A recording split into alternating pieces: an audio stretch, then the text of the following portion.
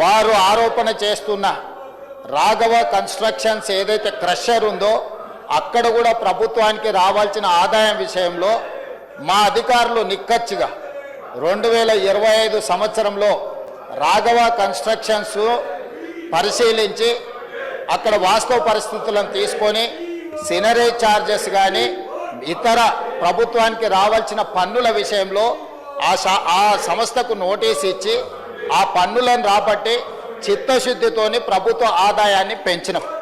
మేమిచ్చిన నోటీసునే వాళ్ళు తీసుకొచ్చి చదివి వినిపించి ఈ నోటీసు గత ప్రభుత్వం ఇచ్చిన నోటీసు కాదు, గత ప్రభుత్వం దీన్ని కనిపెట్టింది లేదు, లేదా ప్రతిపక్ష నాయకులు ఎవరైనా ఈరోజు ఈ అంశాన్ని ప్రస్తావిస్తున్న శాసనసభ్యులు ఎవరు కూడా ఇక్కడ అక్రమం జరుగుతుందని ప్రభుత్వానికి ఫిర్యాదు చేయలే. ప్రభుత్వమే స్వయంగా ఏ ప్రాంతాలలో ఇసుక దోపిడీ జరుగుతుంది, ఖనిజ దోపిడీ జరుగుతుంది, ప్రభుత్వ ఆదాయానికి గండి పడుతుందని కనుక్కొని మేమే ఆ నిధులను రాబట్టుకునే కార్యక్రమంలో భాగంగా ఈరోజు రాఘవ కన్స్ట్రక్షన్స్కు నోటీస్ ఇచ్చినాం. మా నోటీస్కు స్పందించి దాదాపుగా 3 కోట్ల రూపాయలు ప్రభుత్వానికి చెల్లించాల్సిన పన్నులు చెల్లించడమే కాకుండా వాళ్ళు తీసుకోవాల్సిన అనుమతుల గురించి కూడా మా అధికారులు చేసిన సూచనను వాళ్ళు అమలు చేయాల్సిందిగా మేము ఆదేశాలు ఇచ్చినాం.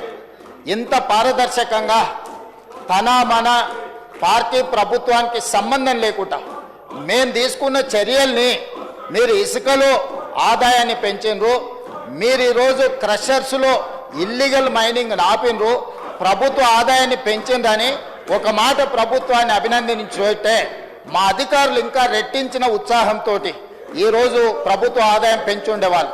అట్లా కాకుండా ఈరోజు మేము నోటీస్ ఇచ్చి మేము రాబట్టిన దాన్నే తీసుకొచ్చి సభలో చదివి వినిపించి వాళ్ళేదో కనిపెట్టినట్టు, వాళ్ళేదో ప్రభుత్వ ఆదాయాన్ని ఈరోజు కాపాడినట్టు నటన చేసి దానికి హౌస్ కమిటీ వేయాలని చెప్పి ఈరోజు వాళ్ళు 2 రోజుల నుంచి హడావిడి చేస్తున్నారు.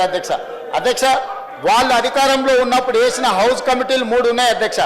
నాకు తెలిసి అప్పుడు లెజిస్లేటివ్ అఫేర్స్ మినిస్టర్గా సిద్దిపేట శాసనసభ్యులే ఉన్నారు. House committee on illegal sale occupation of government lands, రెండవ house committee on enquiry into work properties, house committee on irregularities in cooperative housing societies.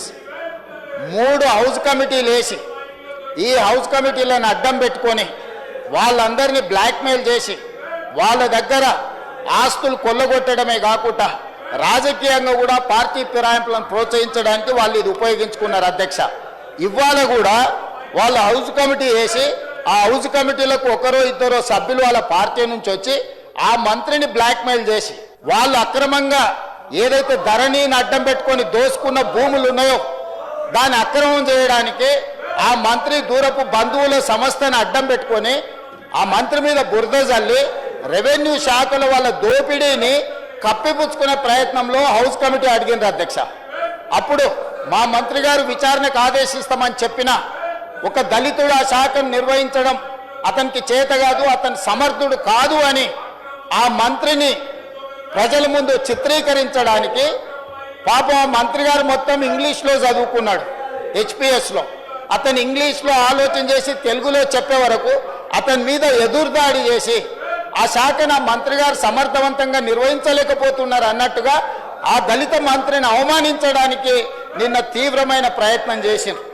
ఆ సందర్భంలో సభకు వచ్చిన నేను సభానాయకుడిగా వాళ్ళు ఏం డిమాండ్ చేస్తుండ్రో విన్న తర్వాత మా అధికారులతో మాట్లాడితే మా అధికారులు సార్ తెలంగాణ వచ్చినప్పటి నుంచి ఈ ఖనిజ సంపద దోపిడీ గురవుతున్నది, ప్రధానంగా ప్రజాప్రతినిధులు ఇందులో ఉన్నారు, వీళ్ళే ఆదర్శంగా ఉండాల్సిన వాళ్ళు ఈరోజు దోపిడీకి పాల్పడుతున్నారు, దీని మీద సిబిసిఐడి ఎంక్వైరీ చేస్తే బ్రహ్మాండంగా ఉంటుంది.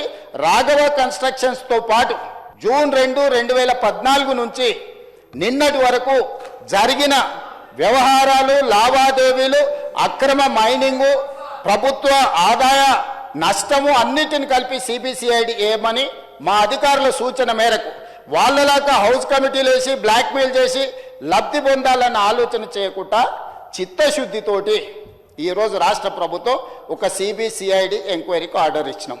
నేను సిన్సియర్గా ఉన్న సభ్యులకు విజ్ఞప్తి చేస్తున్నా, మీ దగ్గర ఏమేమి సమాచారం ఉందో ఈ సమాచారాన్ని పూర్తిగా మా సభ్యులే కాదు, మా సభ్యులు కానీ, మా బంధువులు కానీ, మా దూరపు బంధువులు కానీ, మా అనుచరులు కానీ, మా సహచరులు కానీ ఎవరైనా ఈ అక్రమ మైనింగ్లో పాల్గొంటే, ప్రభుత్వ ఆదాయానికి గండి కొడితే, అనుమతులు లేకుండా అక్రమంగా మైనింగ్ చేస్తే వివరాలన్నీ మీరు సిబిసిఐడి అధికారులకు ఇవ్వండి.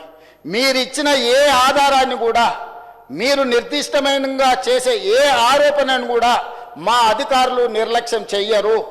సంపూర్ణంగా మీరు ఇచ్చిన ఫిర్యాదులను స్వీకరించి ఆ ఫిర్యాదులకు మీకు రిసిప్ట్ కూడా ఇచ్చి మీకు మీ దగ్గర ఇది స్వీకరించినమని పూర్తి స్థాయిలో విచారణ చేసే బాధ్యత మా అధికారులు తీసుకుంటారు. మొత్తంగా మైనింగ్ శాఖలో జరిగిన అక్రమాల మీద నిగ్గు తేల్చడానికి మేము సిద్ధంగా ఉన్నామని చెప్పి నిన్న చర్చల సందర్భంగా సిబిసిఐడి విచారణకు ఆదేశించినాం అధ్యక్ష. ఆ తర్వాత సభ జరిగింది. ఆ తర్వాత సభా వ్యవహారాలను మనం ముందుకు తీసుకెళ్ళాం. ఆ తర్వాత క్రీడలు నిర్వహించుకున్నాం. ఇదంతా అయిపోయిన తర్వాత రాత్రి వాళ్ళ కుటుంబ తగాదాలు, నువ్వు చేసిన పనికి నీ బ్లాక్మెయిల్ కోసం ఈరోజు నేను కూడా ఇరుక్కున్నా అని కేటీఆర్ గారు హరీష్ రావు గారి మీద దాడి చేయడంతో ఈరోజు సభను జరగకుండా చేసి ఏదో ఒక రకంగా దృష్టి మరల్చడానికి వీళ్ళు ఈరోజు కార్యక్రమం తీసుకున్నారు అధ్యక్ష. దయచేసి నేను విజ్ఞప్తి చేస్తున్నా హరీష్ రావు గారికి, కేటీఆర్ గారికి, అక్కడ ఉన్న సిన్సియర్ కొద్దిమంది సభ్యులకు కూడా ప్రభుత్వానికి సహకరించండి. ప్రభుత్వం ఆదేశించిన సిబిసిఐడి ఎంక్వైరీకి మీరు ఏమేం ఫిర్యాదులు చేస్తారో తీసుకుపోయండి.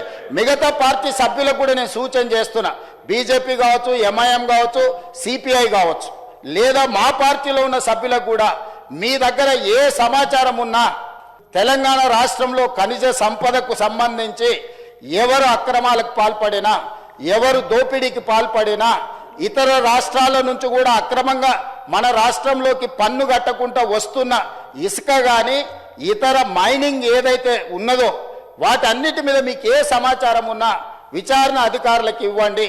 సంపూర్ణంగా విచారణ చేసి దోషులను శిక్షించే బాధ్యత మా ప్రభుత్వం తీసుకుంటుంది. ఏ హౌస్ కమిటీ అయినా ఇట్ ఈజ్ రికమెండింగ్ అథారిటీ అంటే వాళ్ళు క్షేత్రస్థాయిలో పర్యటన చేసి పరిశీలించి ఇలా జరిగింది, ఇలా చర్యలు తీసుకుంటే బాగుంటుందని సభాపతిగా తమరికి నివేదిక అందిస్తారు అధ్యక్ష. తిరిగి ఆ నివేదికను మళ్ళీ మనం విచారణ అధికారులకే పంపించాలి అధ్యక్ష. We don't have any establishment to punish anyone. We have our own establishment. Police act ప్రకారము, లేకపోతే సిబిసిఐడి కానీ ఇతర సంస్థలు ఏవైతే ఉన్నాయో ఏసీబీ కానీ నిర్దిష్టంగా చర్యలు తీసుకోవాల్సింది వాళ్ళే, కేసు కట్టాల్సింది వాళ్ళే, అరెస్టులు చేయాల్సింది వాళ్ళే, కోర్టు ముందు నిలబడి దోషులకు శిక్ష పడే విధంగా వాదించాల్సింది వాళ్ళే. సో ఈరోజు వాళ్ళు అడిగిన ఏదైతే హౌస్ కమిటీ ఉన్నదో ఈ హౌస్ కమిటీ రికమెండేషన్స్ తిరిగి నేను మళ్ళీ సిబిసిఐడికే పంపాలి అధ్యక్ష. తమరు పంపాల్సింది ఎవరికి? సిబిసిఐడికో, ఏసీబీకో, ఏదో ఒక ప్రభుత్వ విచారణ సంస్థకే ఇవ్వాలి, లేదా కేంద్ర ప్రభుత్వానికి సిబిఐకి ఇవ్వాలి. సో ఈరోజు హౌస్ కమిటీ బదులు డైరెక్ట్ విచారణకి ఇచ్చినాం. ఈరోజు నిజంగానే ఒకవేళ సిబిసిఐడి మా ఆధ్వర్యంలో ఉంది, ఇందులో న్యాయం జరుగుద్దా జరగదా అని వాళ్ళకి అనుమానం ఉంటే వాళ్ళని అడగమని. సిబిఐ కావాలా? సిబిఐ ఎంక్వైరీకి ఇస్తా నేను. మీరు అడగండి. హౌస్ కమిటీ అడిగేది ఏంటంటే హౌస్ కమిటీలోకి హరీష్ రావు గారు రావాలి, హరీష్ రావు గారు రెవెన్యూ మంత్రిని బ్లాక్మెయిల్ చెయ్యాలి, వాళ్ళు ధరణిని అడ్డం పెట్టుకొని కొల్లగొట్టిన భూములను సక్రమం చేసుకోవాలి. ఇది వాళ్ళ ఆలోచన. సిరిసిల్లలో కేటీఆర్ అనుచరులు ఎంతమంది భూములు అక్రమంగా ఆక్రమించుకుంటే కలెక్టర్ అందరినీ జైలుకు తోలిండు, సిరిసిల్ల కలెక్టర్. సో ఈ భూములను కాపాడుకోవడానికి హౌస్ కమిటీలకు వచ్చి మేము ఈ దీంట్లో తప్పుడు నీ మీద ఆరోపణలు చేస్తాము కాబట్టి మీరు మాకు లొంగాలి అనే ఒక ప్రయత్నం ఏదైతే చేస్తారో ఈ ప్రయత్నాలు ఇక్కడ చెల్లవు అధ్యక్ష. ఇక్కడ పప్పులు ఉడకవు అధ్యక్ష, మంత్రాలకు చింతకాయలు రాలవు అధ్యక్ష. ఇక్కడ ఉన్నది రేవంత్ రెడ్డి అధ్యక్ష, భట్టి విక్రమార్క గారు అధ్యక్ష. మంత్రాలకు చింతకాయలు రాలే కాలం పోయింది. మీ ఉడత ఊపులకు భయపడే కాలం ఎప్పుడో కాలం చెల్లింది.